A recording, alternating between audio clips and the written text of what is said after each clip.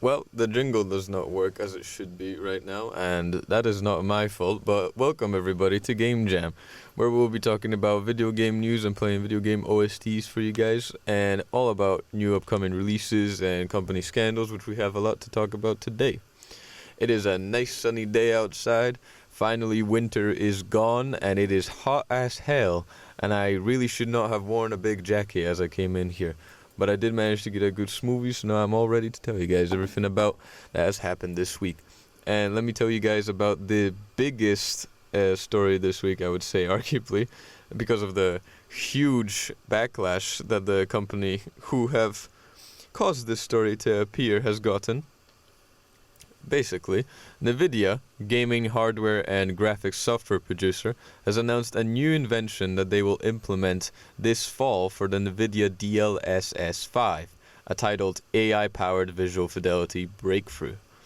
The new DLSS 5 injects photorealistic lighting and textures into pre-existing graphics in games very similarly and in fact almost identical to an AI filter you can find on any camera device. It is designed with the intention of improving graphical appearance in games, and they used Resident Evil Requiem to showcase this, comparing the base graphics to the AI-powered visuals. I will be honest with you, dear listeners. Searching these images up yourself and bear witness to how much they look like the AI-generated slop you'd see on X or Instagram. And the overwhelming consensus that this is a terrible and out-of-touch feature. There are crowds upon crowds of folk on forums and social media ripping into NVIDIA for implementing a feature that can ruin not only the complete look of a game and make it look like the same as any other default of its genre, but also for the invention actively harming artistic intent. Let me explain. The most beautiful thing about art is that no two artistic works are the same, and no two artists are the same because there's personality in that work that shines through and makes that work stand out. AI-generated filters, fed on quite literally other artists' work and creating an average combination of all their work, is the complete opposite of unique. It is basic and rudimentary. And once they showcase that image of Resident Evil Requiem, which by the way, they will be working on implementing this with all other game studios, the big ones especially, like Capcom, look awful. The first image you can clearly see, it was made by hand. It is a character that the developers have designed themselves, the artists have worked on. And the second one, well, when you go into ChatGPT and you tell them to produce a picture of a gorgeous woman and you get like a default looking picturesque babe, that is exactly what they grossly turn Grace into. And it's just this push of ruining artistic and like the animations and the gorgeous like animated style in favor of photorealistic graphics, which is what Tech Bros really want to push, is to make everything online look as realistic as possible, which there isn't a problem with realistic graphics and photorealistic graphics. Just look at Kingdom Come Deliverance or some of the Call of Duty games. That is a good shout out, and it's a good move to implement these, and they look fantastic when done right. However, it is still vital that a developer, a human being, makes those. Because if an AI or robot decides to make them instead, it is not. You can just tell there is no passion in the work, and it just looks grossly out of place. It does not look like it should look how it should. It's kind of like the uncanny valley when you see something that looks vaguely human but it shouldn't. Kind of what AI was making a couple of years ago, and now it's going fairly, really good at making human faces and stuff, which is scary. But with video games, it's still got a long way to go in order to understand what art even is and how to make art better in many ways. And they have gotten huge backlash over this. NVIDIA has gone massive. I think I have not seen a single person defend this use of AI in terms of improving graphics, quote unquote improving. And the funniest thing is that the CEO, Jensen Huang, has pushed back against critics and told them they are completely wrong about the technology and that it still gives developers control over how to use the AI to correct their style. So therefore, it must be fine. It must be okay. I think developers must be outraged. I think the only developers that would be in support of this are developers that cannot make the art themselves, or they cannot commission art themselves, so they would like to rather be lazy and do it with the power of AI instead. Which a lazy developer does not make good games, guys. I hope we all know this. So, yeah, I hope that is the last we ever see of that thing. It does not seem that NVIDIA is going to be removing this feature, but I sincerely hope that developers do not start using it, because I will be very disturbed and having to play a game and year by year all of them will look more and more the same, which is already a big issue within gaming culture, is that a lot of games, for example, Highguard, Concord, they all look very, like, it just looks like a culmination of everything, like of every single individual thing that somebody would like a bit about a game, but then squashed together, and it doesn't really work when everything's squashed together.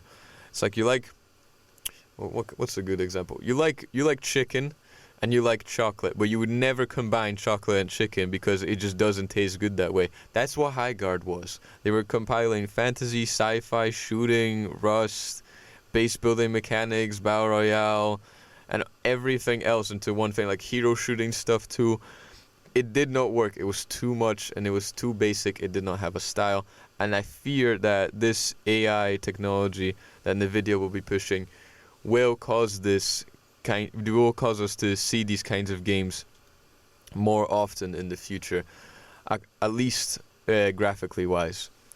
But enough about all that sad stuff. I have a bunch of cool songs for you guys to listen to. And I have a pretty good one, a classic one. It is the DK rap from Donkey Kong 64. And it's actually a remix from this guy just called Player 2. Pretty banging remix though, I gotta say. So, hope you guys enjoy.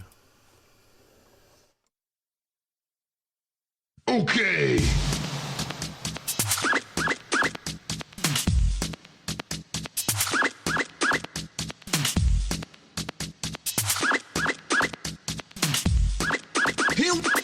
Here we go.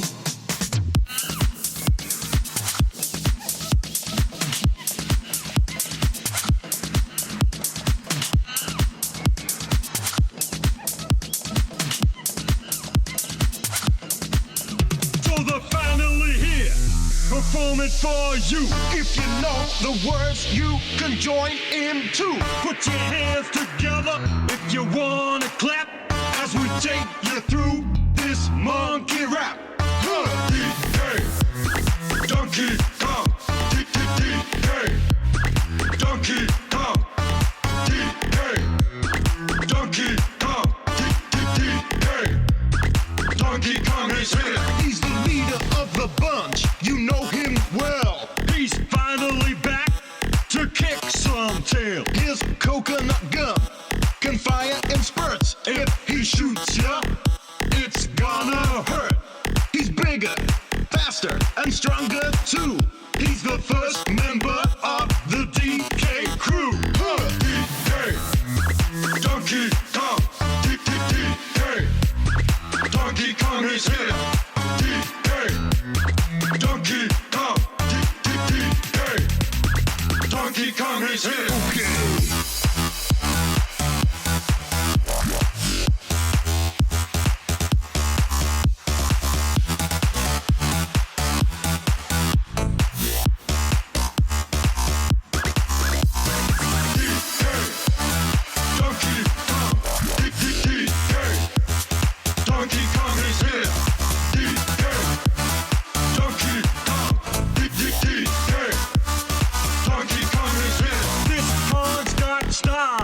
Listen up, dude. She can shrink in size to suit her mood.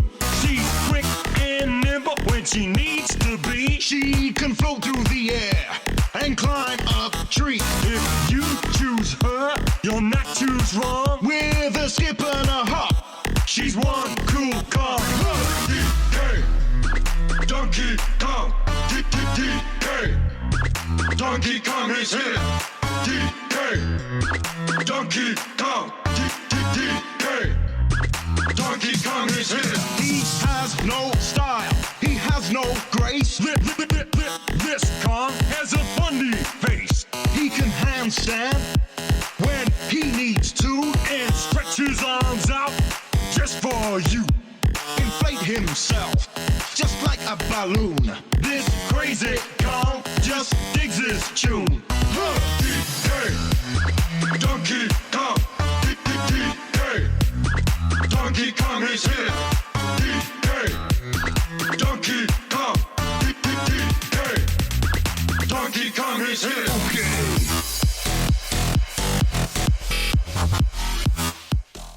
Isn't that the best song you guys have ever heard in your entire life? I mean, come on. We love Donkey Kong. I really need to play Donkey Kong Bonanza as well. It's really funny. I saw someone join the radio show, and then they immediately left upon hearing this song. So I think it's in my best interest if we move on from it. But I will play a classic from the Fallout radio shows. It's "I Don't Want to Set the World on Fire" by the Ink Spots. Love that song, and I've actually never played it on this radio show, which is bizarre. You'd think it'd be like the first thing I would do, but oh well. Here you go, guys, enjoy.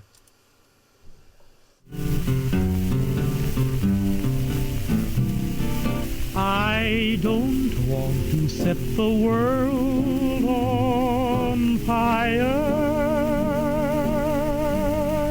I just want to start a flame in your heart.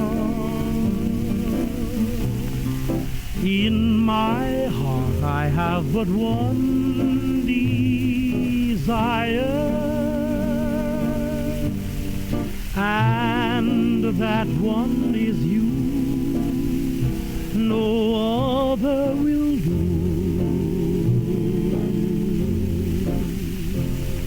I've lost all ambition for worldly acclaim. I just want to be the one you love. And with your admission that you feel the same, I'll have reached the goal I'm dreaming of. Believe me, I don't want to set the world on fire. I just want to start a flame in your heart.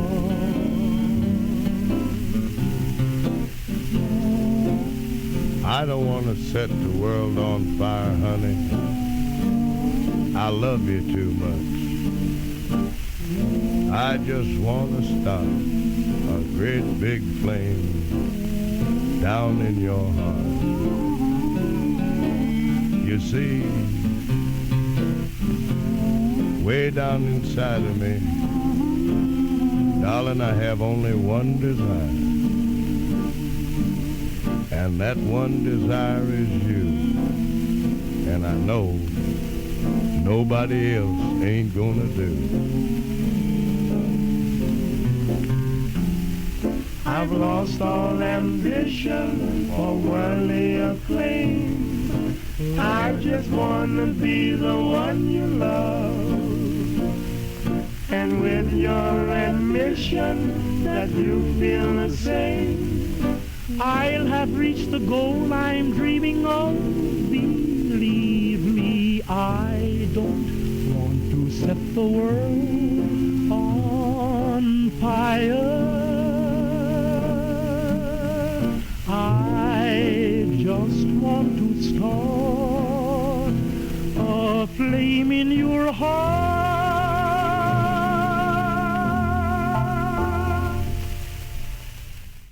Much better, much more heartfelt. I've got a really, serious story for you guys.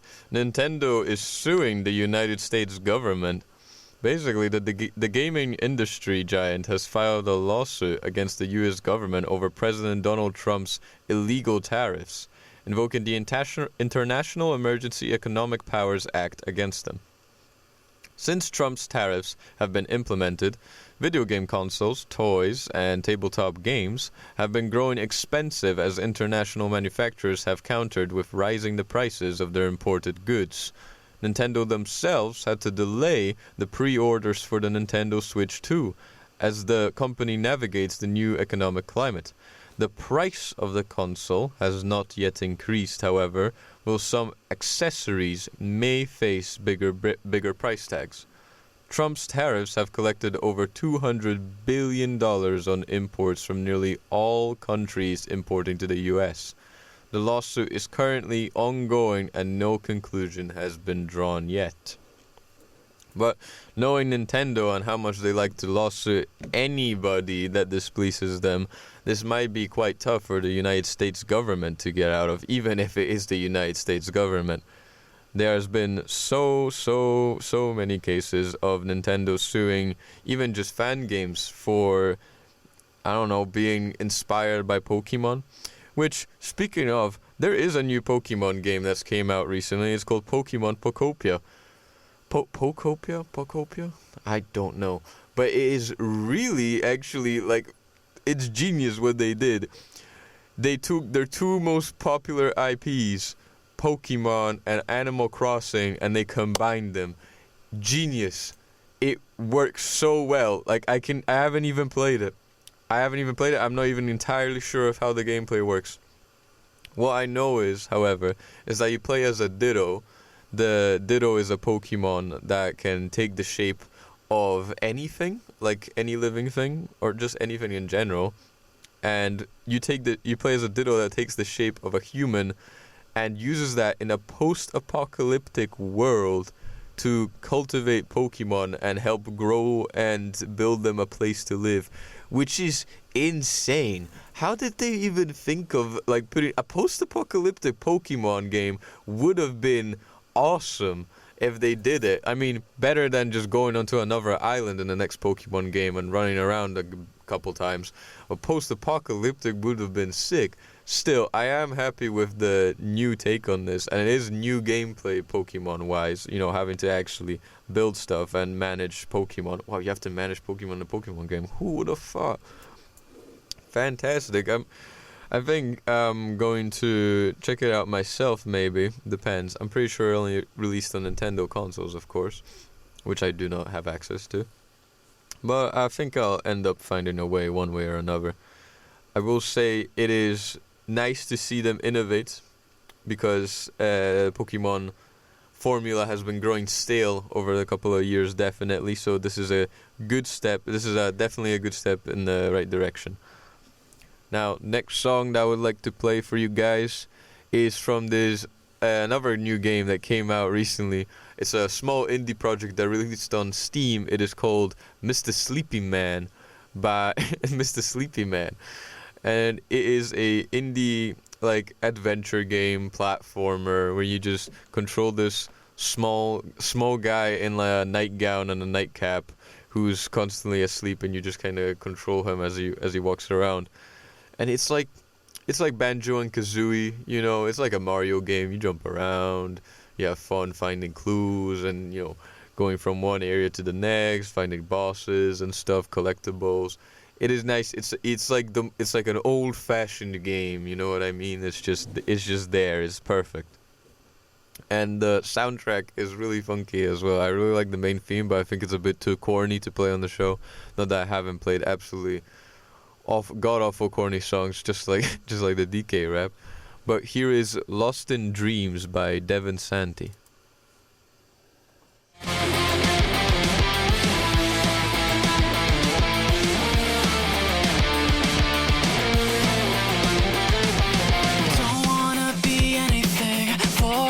I did anything, leave that all behind. Forget I've been alive. Sometimes dreams are better life. Broken, never meant to last. Don't worry, I'm alright. I've already wasted all my time.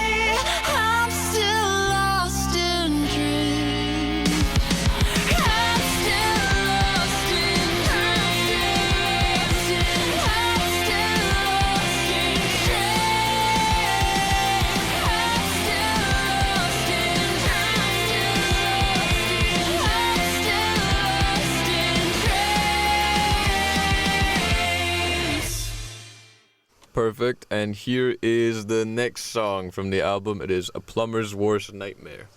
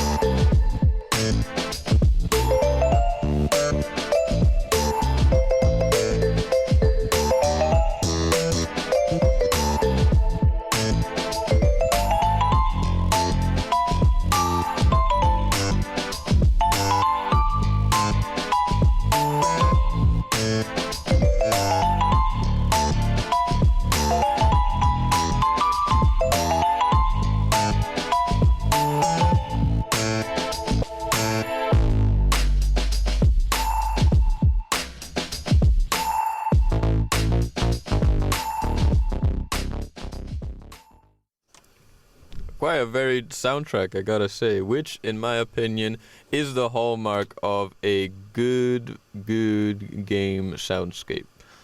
Now, I have another sick story for you guys today. Well, not so sick in a way, but Steam is currently being investigated by the FBI, and the way it has worked is that basically Steam has probably hundreds, if not thousands, of new games being released daily on the platform, which means that a good chunk of them may be housing, maliciously installed malware. This has been an issue for a good amount of years now. Games that could steal personal information or download cryptocurrency miners on your computer. The FBI's cyber division has interest in finding the schemer behind the legions of malware corrupted games that get uploaded onto Steam amongst the developers and service providers that work for the exploitative business. Not much has been shared by the FBI, however, on what they have found as of yet. Now, I don't think this is going to cause any serious backlash for Steam in and of itself, because Valve does take down malware corrupted games as soon as they are up, or as fast as they can. For example, there was this one game called Block Blasters, very, very, very original, very thrilling sounding title. And it managed to get 7 concurrent players before it was taken down. So, not many, but it did get a few, with one person claiming that it has stolen over $150,000 in cryptocurrency from them. Which, to be fair, if playing a game for so briefly can cause such a huge steal, I can see why these schemers are mass launching these games, mass developing these traps and launching them onto Steam. It is a very cruel trick indeed. But I can respect the hustle in a way. Especially with how the housing prices are going up, guys. £800 because of the war in Iran. Whew. Not the best situation at all. But games will be going up as well, you know that too. We might go from £60, £70 games to now £80. Who knows? We will see what the future brings. And in terms of other stories, we have also had... I really need to figure out how to pronounce the name correctly in order to not offend anyone, but the Saudi Crown Prince Mohammed bin Salmana now owns 5% of Capcom in shares, with enlarged Saudi Arabia owning 10% of Capcom in shares. Now, we have had previously, for example, EA being bought out by the UAE, and with that, the Sims franchise being completely under control of them. I don't believe we have seen any changes so far from a transaction like that, you know, a change of hands in terms of power. But this is a bit concerning considering the kind of content that we can see in Capcom games. We could maybe see fewer blood, fewer gory scenes in our favorite horrors, depending on how the Saudi Crown Prince will allow this to take it. No, I don't believe the Saudi... Dear listener, I don't believe Saudi Arabia and the UAE are the same place. I googled this to make sure. I'm not the best at geography either. However, it is, as I was saying, this can be concerning because it could mean that there would be future changes in games released by Capcom, which I really hope they don't. They make the best horrors out there in a way, especially with Resident Evil Village. Whew, that huge baby scene was disturbing, to say the least. Really good games though, and I would really not want them to be censored in any way for the appeal of shareholders. Which, tale as old as time, companies will probably go for what their shareholders want, as that is what they're funded by. But we will see what goes on later on. I have some other music to play for you guys, and I'm debating. I think I'm going to play Get the Funk Out of My Face by the Brothers Johnson. This is not a song made for a video game, but is used in Interstate 76 or 67, I don't quite know. But it is a good song, so you guys should check that out. It's from the album Look Out for Number 1.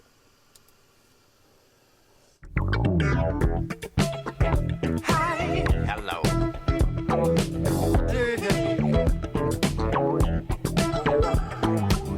Get the funk out my face. Get the funk out my face. Get the funk out my face. Get the funk out my face. You don't like my music, you don't have to use it. Funkin' is a thing that all of us release. You don't have to get it. All you do is let it. Then you know exactly how to do. You don't like my music, you don't have to use it. Funkin' is a thing that all of us release. You don't have to play it, you don't have to say it. You don't have to try to sing. Get the funk out my face, get the funk out my face. Get the funk out my face, get the funk out my face. Get the funk out my face, get the funk out my face. Get the funk out my face, get the funk out my face.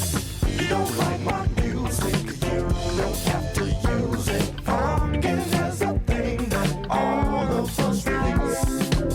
You don't have to get it, all you do is let it. Then tell us how funk did you feel it.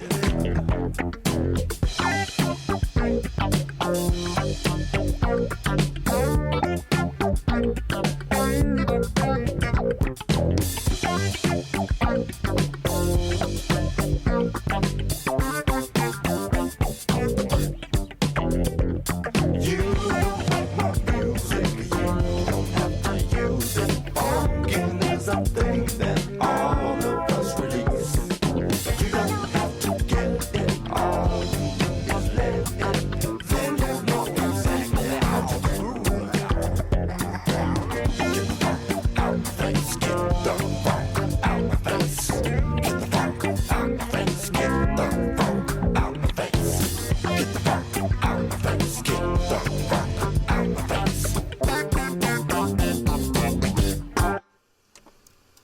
here is another song from Interstate 76. It is Uptown Top Ranking, remastered 2001 by Althea and Donna. Quite the soundtrack, I gotta say. Good taste.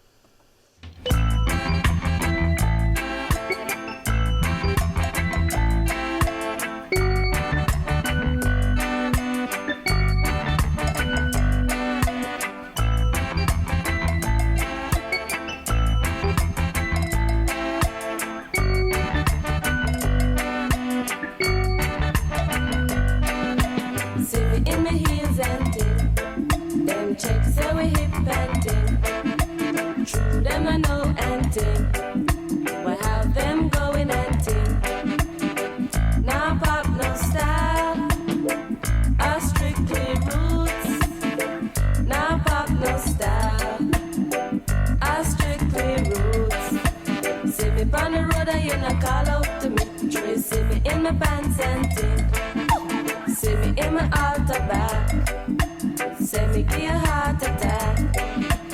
Give me little bass, let me wind up my waist. Uptown top ranking.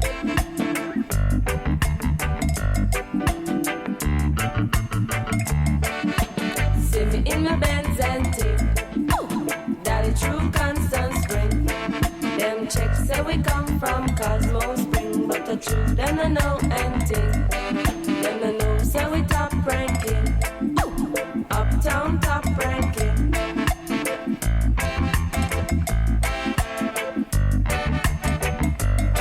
Should I see me and the ranking dread? Check out we jamming and ting. Love is all I bring. In a me khaki suit and ting. Now pop no style. I strictly roots. Now pop no style. I strictly roots. Watch out we chuck it and ting. In a we khaki suit and ting. Love is all I bring. In a me khaki suit and ting. Now pop no style. I strictly roots. Now pop no style. I strictly roots.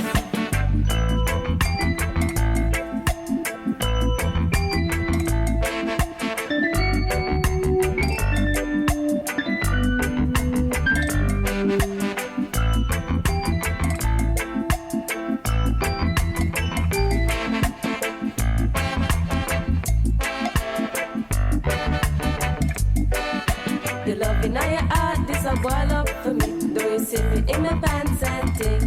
Ooh. See me in my altar back. Say me give you heart attack. Give me little bass, let me wind up my waist. Uptown top ranking.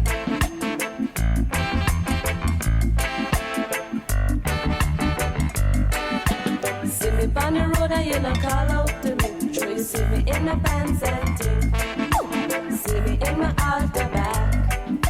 Say me give you heart attack. Give me little bass, let me wind up my waist. Give me little bass, let me wind up my waist. Love is all I bring. In a me khaki suit and ting. Now pop no style. I strictly roots. Now pop no style. I strictly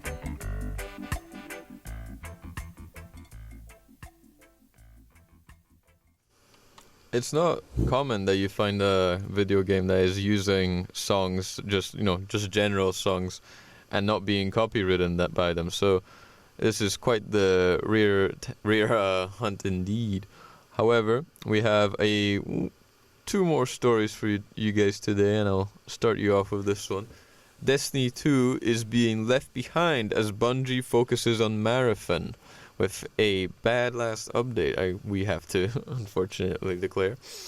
Destiny 2 has lost over 91% of players since the recent Edge of Fate expansion, and the remainder are not too optimistic for the future. Interviews with players have given answers, with many questioning whether the game even has anything fun to do while they wait for the next major update, quoting that they expect nothing and are still left disappointed. This attitude was enlarged when Bungie delayed the next major update, Shadow and Order, from March to June, a whole 3 months. Others are declaring they're upset at Bungie for focusing more on their new big seller Marathon and pouring all their resources there. For a lot of players, it seems that Destiny 2 is being pulled off the stage until summer. There is evidence to suggest that, as last week's released patch notes, or should I say patch note, was simply a small fix for a weapon foundry issue. So this isn't too big of a guess, too far of a reach indeed. That is all. This patch took 3 hours of downtime to implement as well, which only added to the bother for the player base. Bungie has been facing financial hardships since at least last year. We know this because Sony spoke online about the damage the dwindling player numbers of Destiny 2 has cost them, losing over 31.5 billion yen or $202 million. There has been no public announcement about shutting off Destiny 2's servers or further development, but time will tell if Bungie can finance 2 live service games at once. I believe, personally, from being a Destiny 2 player back in high school when I was playing with my friends who were much more into the game than me, but I still played it for the fun of it, I knew that it was not going to be a fun time as soon as they started vaulting all the content, such as entire planets, from the sci-fi shooter, which is ridiculous. I mean, the whole thing that I liked about it was that I could go to Mars, then Jupiter, and all the other planets and have fun across the solar system. However, with Marathon's release and Bungie not really having any other IPs or current games to focus on, and the financial hardships, I personally think that they will jump onto the extraction shooter bandwagon as they have, and leave Destiny 2's more like hero shootery vibes, or well, Borderlands shooter aesthetics to the dust. Which is a shame, because it was a decent game to jump in and fool around with. However, not any game lives forever. It's a select few that do, such as Minecraft. And, you know, even Fortnite these days is just dying. I don't think anyone really talks about Fortnite these days. I don't even remember what season it is. God, there must have been like 30 by now. Oh, and I only started playing during season 2. Oof. I feel old. However, let's get the sadness of good times long past with some cool music. There's this video game developer who goes by the name of Crisp on Spotify, who is launching a bunch of strange indie games. One of them, I believe, is called Where Angels Weep, and he has a cool artistic style, I have to say, and he creates all the soundtrack music by himself, just like, say, Hakita for Ultra Kill. It is fantastic when a developer does this, in my opinion, because that means they are completely in control and they know best how to make something that suits their vision for what you guys want to hear while playing. And this is quite a good song, I thought, from one of his singles. It's The Black Castle.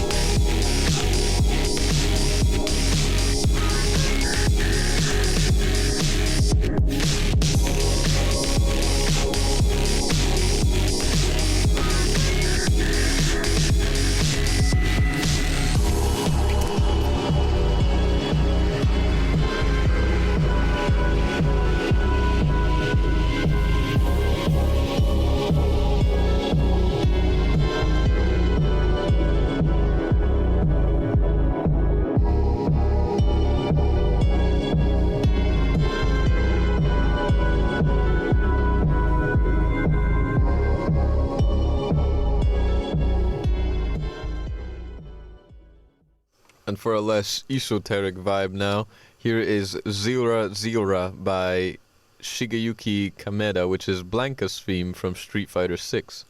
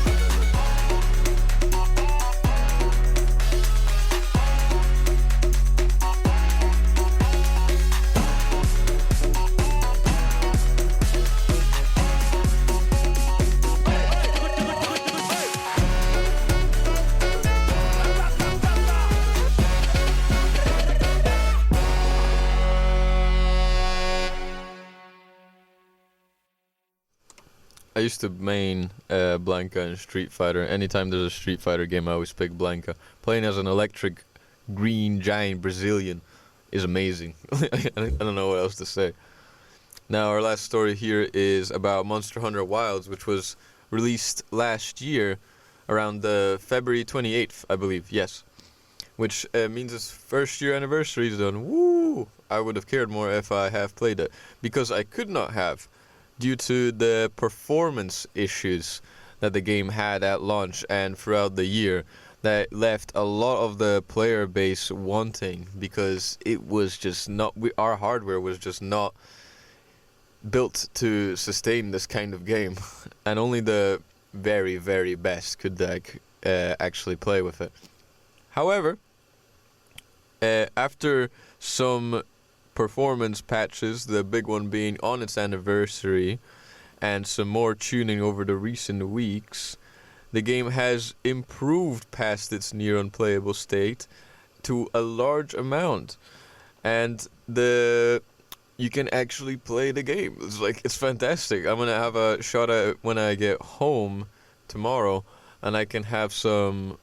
I can have some fun playing Monster Hunter in ages. I still have it in my library, and I have not played it. I have not gotten the dust off of it for a whole year, unfortunately.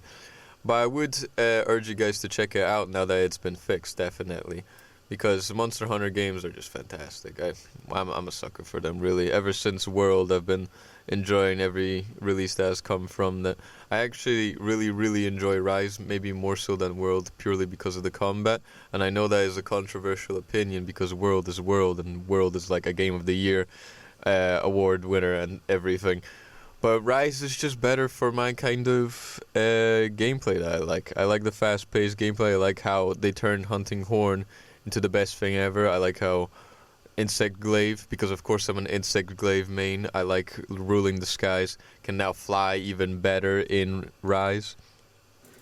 And I was interested to see how it would play in Wilds, and I did not really get to see much of that before I had to put the game down, because it would put my computer down if I did not. But yeah, a lot of excitement to do with Monster Hunter, definitely recently, and the big DLC is predicted by many to be revealed during the Summer Games Fest this year. Every Monster Hunter game has its big DLC that makes it a 10 out of 10 game.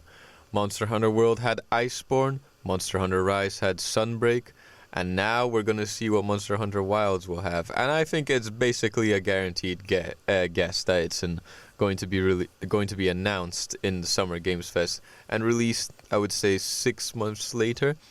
Because usually with the Monster Hunter games, it's like in the 18 months to 20 months after the initial game release, that's when they release the DLC, and that's when everybody comes in, because the game is like basically finished, you know what I mean? And the updates that they released for Wilds up to that performance patch released February this year were really good, to be honest. They released some cool new monsters from the older games. They got them in, and they look better than ever. They even did a crossover, because Monster Hunter loves the crossovers. They had some in World with Final Fantasy and The Witcher. The Witcher was really fun to see. But Final Fantasy has come back for another collaboration with Monster Hunter, and they have you fight a robot, which is the coolest thing ever in a Monster Hunter game, and it's treated as a proper raid boss from the MMORPG, where you even have to check like damage checks. If you don't do enough damage, you just die, just like in the raids. Everybody has to have their own set rules and like roles. It's great. I think they did a fantastic job with that collaboration, which is, nothing special considering that it's Capcom. They do really good with that kind of stuff, and hopefully that doesn't change in the future, considering who has more shares of the company now. But yeah, that's about everything that I have for you guys today, and I'm going to be telling you guys more next week about anything that happens. Hopefully the DLSS AI issues get changed over and he actually stops using them. I don't think he will, to be honest. I think as a tech bro, Jensen, I believe his name is Jensen. Let me go back real quick. Yes, Jensen will probably just hold on to it and be stubborn as a tech bro and be like, no, this is good for you guys, you must use it. When in reality, no one really wants this.